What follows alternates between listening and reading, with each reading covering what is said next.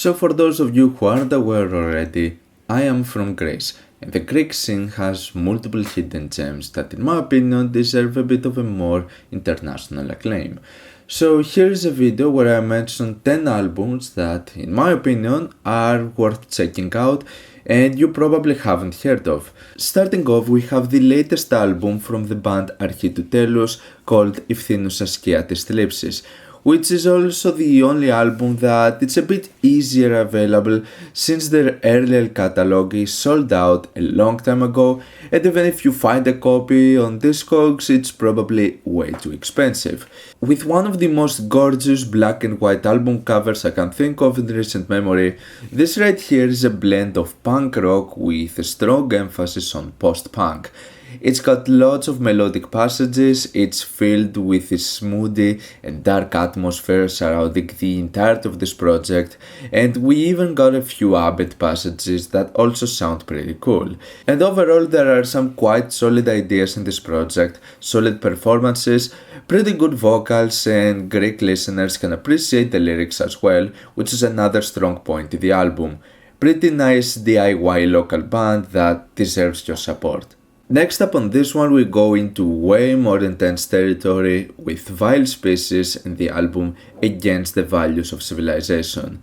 Those who follow the grindcore scene are probably aware of this Greek group. If not, this is your chance to get into one of the most ferocious but also really well put together grindcore albums out there. It's pretty standard stuff for the most part, but it has lots of melodic elements with hardcore punk directions as well that makes many of the moments of this whole album feel so distinct. A pretty decent overall sound, good performances and vocals, and it's absolutely relentless from start to finish. As per usual in these genres, it's a really short album, only 21 minutes long, but packed with enough material in order to leave a lasting impression on you. So for any grindcore and punk fans, listen to this if you haven't already. At number 8, this is one of the more experimental albums out of this list, and it's the self-titled Circa 19. I remember seeing an event where they would make a live presentation of the album. I listened to it and I was very intrigued. I didn't get to see the live performance, but I ended up buying the album later down the line, and it was also very cheap. So this right here is a free improvisation duo consisting of Thanos Kazantzis on percussion and Dimos Vrizas on violin and effects. For the most part, it's a pretty laid-back experience, but still chaotic enough to keep you intrigued with its ideas. It is a pretty short album, only 33 minutes long. It is not like there's that many distinct change-ups between the tracks, but there is this recurring mood and theme that is executed really nicely with some very intriguing free improvised ideas. So, if that sounds interesting to you, I believe there are many things to appreciate about the bizarre nature of this project. Next up at number 7 we have a jazz album by Zeneric. The album called Genesis is actually one of the very first records I bought on vinyl and mentioned it once way back when I made a video talking about my vinyl collection. This is a mix of like weird jazz elements combined with psychedelic rock and folk, Moog synthesizers. It's a 7-member band and has from bass and guitar to flute, soprano and alto sax, clarinet, tapes, trumpet, etc. It might be a bit overwhelming, but it's all balanced really well. And it's not like sheer chaos all the time. It has melodic patterns, and to its core, it's a psychedelic album. One of those projects that I haven't seen anyone mention, which I find to be weird because there are many strong elements to this album. So this is one of those hidden gems that in my opinion has many different elements you can enjoy out of it. Number 6 we have Panos Alexiadis with the album Prisesia. My introduction to this artist was with him being an opening act for Drew McDowell playing the music of Time Machines, which for me is an extraordinary album. The opening acts were also really solid on capturing this experimental electronic atmosphere, and with the case of Panos Alexiadis, this also translates really well with his studio output. Prisesia is a short album consisting of 4 tracks that feel like sound collages, but with a few distinct patterns here and there. The sounds have this psychedelic undertone to them, it has a bit of a futuristic vibe, but with what feels like it's being achieved with analog sounds, and it's very sparse, like it leaves a lot of silent space, letting all of the sounds breathe, come and go in certain occasions. It has a lot of ambience to it, but to its core, it's a quite experimental and out there album, and for fans of electronic music, I feel like his works can be a treat. This is pretty solid stuff. Halfway through this list, I'm going to mention Spiros Polychronopoulos with the very recent album he released this year called Void. Also known previously by the moniker Spy Weirdos, my introduction to his works was with a live performance in which the entire audience was sitting blindfolded and many different sounds would come from 4 different speakers, which was a really cool experience. Some of his works, including this one right here, are in the label Room 40, founded by Lawrence Inglis, who is brilliant at sound design and mastering, so this is another good sign.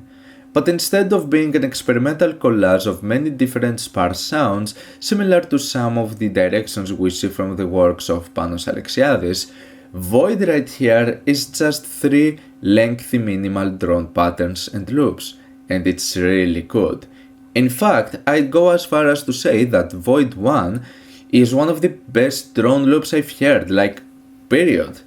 It has this urban claustrophobic feel to it that I absolutely love, and when it comes to 2025 releases, this is one of my favorites so far. I strongly recommend this one. At number 4, I'm going to change things a little bit, because this is a case of 2 insanely popular Greek artists, both of them highly acclaimed in their fields, but this is an album that I've seen no one mention. It's probably the best work each of them have put out. I'm talking about Mikis Theodorakis and Vasilis Papakonstantinou with the album Karotajis. So Kostas Karotajis was a well-known Greek poet whose poems would touch upon really heavy themes and they would be mostly nihilistic and depressing. Vasilis Papakonstantinou sings some of those poems alongside the immaculate compositions of Mikis Theodorakis. For me personally, the very first and very last song truly contains some of the most gorgeous compositions I have ever heard. It's a blend of uncommon structures with classical instrumentation and even elements of jazz, rock and electronic. This album musically feels really ahead of its time and yet it's so overlooked. It's really dark and depressing, so I get it that it's not really easy to get into. But considering that Vasilis Papakonstantinou is known for his really passionate vocal deliveries, this right here is possibly his most immaculate work vocally, and even fans probably don't know of this album's existence. For those of you who are aware of both of those artists' works or the poems of Karotajis and haven't heard this album yet, do yourself a favor and listen to this because this sounds mind-blowing for 1984. On the contrary, at number 3 we have a polar opposite with the self-titled album of OOS. Devoid of norms and cliches, OOS deliver one of the rawest anarcho-punk experiences I've heard in years. It's sloppy, it's simplistic, it sounds rough, and you're probably not going to like this, but I wanted to talk about this band for a very long time because I love how in your face this album is. It's the epitome of no fucks given, it's super fun and straight to the point with its direct messaging and unfiltered attitude. Nowhere near a polished project, but this is sort of the appeal that has made this for me the most standout Greek punk album I've heard this entire decade. At number 2 is an album that I've mentioned before in my video with the greatest albums of the past decade, and that is The Guilt of Feeling Alive by Son of Nothing.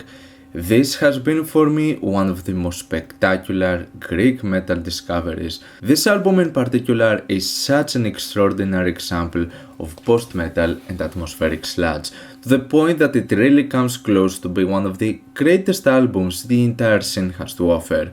And I'm talking globally, not just for Greek standards.